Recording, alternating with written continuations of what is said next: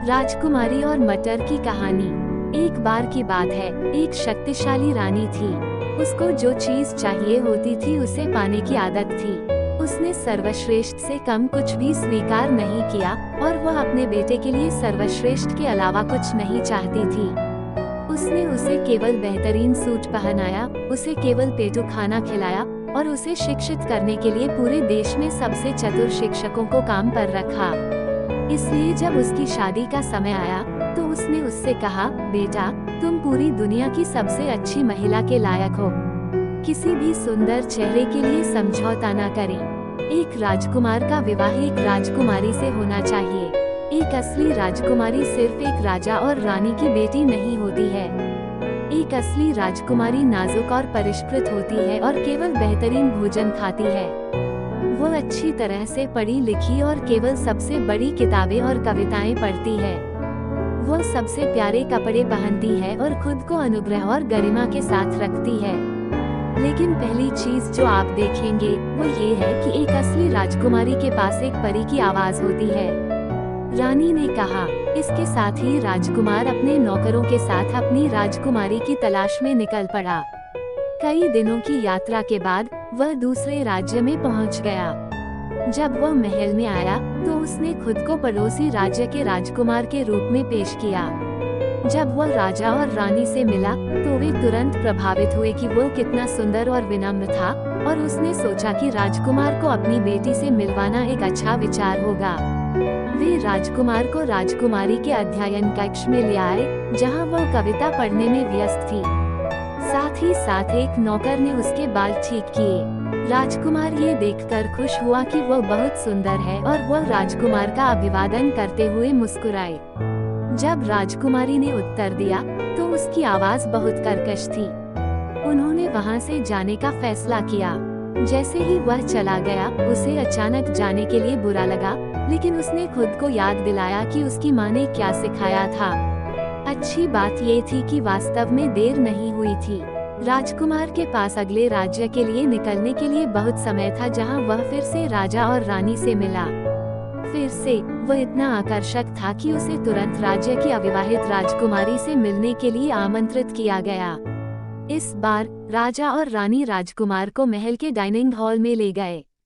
ये राजकुमारी भी बहुत सुंदर थी, लेकिन जब राजकुमार ने प्रवेश किया तो उसने मुश्किल से उसकी ओर देखा, क्योंकि वह सुअर की तरह खाने में व्यस्त थी और उसके चेहरे और हाथों से भोजन टपक रहा था। उन्होंने वहां से भी जाने का फैसला किया। वह घाटियों और मैदानों के अंतहीन हिस्सों के माध्यम से अपनी यात्रा में लगे रहे, लेकिन प्रत्येक महल में उसे केवल निराशा ही मिली। अंत में राजकुमार ने हार मान ली और घर लौट आया। वह अविवाहित और अपनी बहुत लंबी यात्रा से बहुत निराश। जब वह अपने महल में पहुंचा तो उसके माता पिता ने उसका अभिवादन किया। राजकुमार ने अपनी यात्रा की पूरी कहानी अपने माता पिता को सुनाई। उसकी माँ उसके लिए विशेष रूप से दुखी थी, लेकिन इस बात से भी खुश थी कि उसने किसी भी राजकुमारी से शादी करने के लिए नहीं चुना था जिससे वह मिला था। उस रात एक भयानक आंधी के दौरान दरवाजे पर दस्तक हुई। एक दास द्वार का उत्तर देने को गया। एक जवान युवती बाहर खड़ी थी, जो एक भारी लबादा पहने हुए थी। वह बारिश से भीग रही थी। राजकुमार वहीं से गुजर रहा था, लेकिन जब उसने युवती की आवाज सुनी तो वह वहीं पर रुक गया। उसने नौकर को समझाया, मेरा ड्राइवर बारिश में खो गया और हमने तुम्हारे महल से रोशनी देखी। क्या आप हमें रात के लिए आश्रय प्रदान करने के लिए पर्याप्त दयालु होंगे? उसके पास एक परी की आवाज थी और राजकुमार को तुरंत पता चल गया कि यह उसकी राजकुमारी होगी। वह जल्दी से दौड़ा और नौकर को क्षमा कर दिया। राजकुमार ने आदरपूर्वक प्रणाम करके युवती का स्वागत किया। मुझे आपका कोट लेने दो, गीला हो गया है, राजकुमार ने कहा। जब उसने अपने सिर से हुड निकाला तो राजकुमार ने सोचा कि वह सबसे खूबसूरत महिला थी जिसे उसने अपने जीवन में कभी देखा था। राजकुमार बहुत उत्साहित था। वह अपनी माँ को ये बताने के लिए दौड़ा कि क्या हुआ था, लेकिन उसने उपहास किया। राजकुमार ने अपनी माँ से बहस की, लेकिन उसकी माँ को विश्वास था कि वह राजकुमारी नहीं है।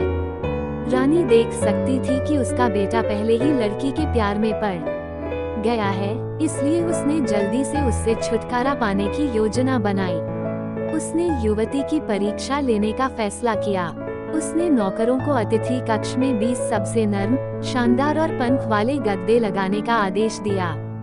फिर उसने एक कच्चा मटर लिया और उसे बिस्तर के ठीक बीच में रख दिया। राजकुमार अतिथि को उसके कमरे में ले गया, जहां उसे बिस्तर पर जाने के लिए सीढ़ी की जरूरत थी। सुबह राजकुमार डाइनिंग हॉल में गया और अपने प्यार को देखने के लिए अंदर झांका।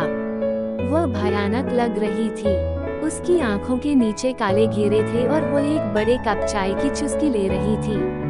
मैं बहुत थक गई हूँ, कृपया राजकुमार को मत बताना, लेकिन बिस्तर भयानक है। ऐसा लगा जैसे उसके अंदर एक ईंट थी। मुझे पूरी रात एक पलक भी नहीं झपकी, राजकुमारी ने कहा। राजकुमार उसकी तरफ दौड़ा और उसके सामने घुटने टेककर उसे प्रपोज किया। राजकुमारी चौंक गई, लेकिन फिर मुस्कुराए और कहा, हाँ, मैं तुमसे शादी करूंगी, मगर मुझे उस बिस्तर पर फिर कभी नहीं सोना। अगली रात जब राजकुमारी को बिना मटर के सुलाया गया, तो उसे अच्छी रात की नींद मिली। रानी तभी समझ गई थी कि यह कोई साधारण युवती नहीं बल्कि एक राजकुमारी है।